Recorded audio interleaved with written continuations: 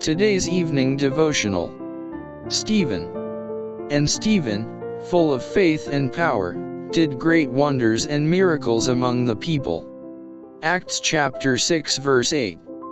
Stephen was very active in the cause of God, and declared his faith boldly. Then there arose certain of the synagogue, which is called the synagogue of the Libertines, and Cyrenians, and Alexandrians, and of them of Cilicia and of Asia, disputing with Stephen. And they were not able to resist the wisdom and the spirit by which he spake. Acts chapter 6 verses 9 and 10. These students of the great rabbis had felt confident that in a public discussion they could obtain a complete victory over Stephen, because of his supposed ignorance. But he not only spoke with the power of the Holy Ghost, but it was plain to all the vast assembly that he was also a student of the prophecies, and learned in all matters of the law. He ably defended the truths he advocated, and utterly defeated his opponents.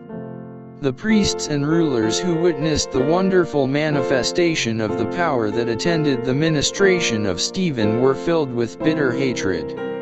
Instead of yielding to the weight of evidence he presented, they determined to silence his voice by putting him to death.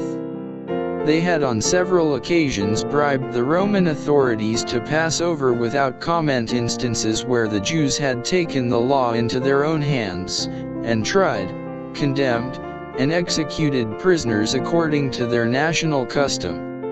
The enemies of Stephen did not doubt they could pursue such a course without danger to themselves.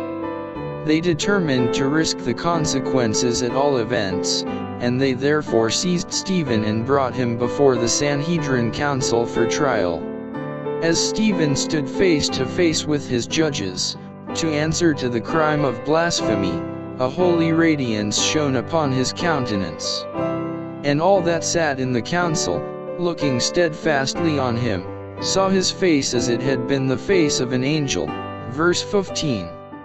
Those who exalted Moses might have seen in the face of the prisoner the same holy light which radiated the face of that ancient prophet.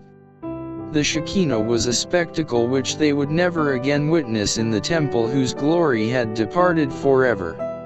Many who beheld the lighted countenance of Stephen trembled and veiled their faces, but stubborn unbelief and prejudice never faltered.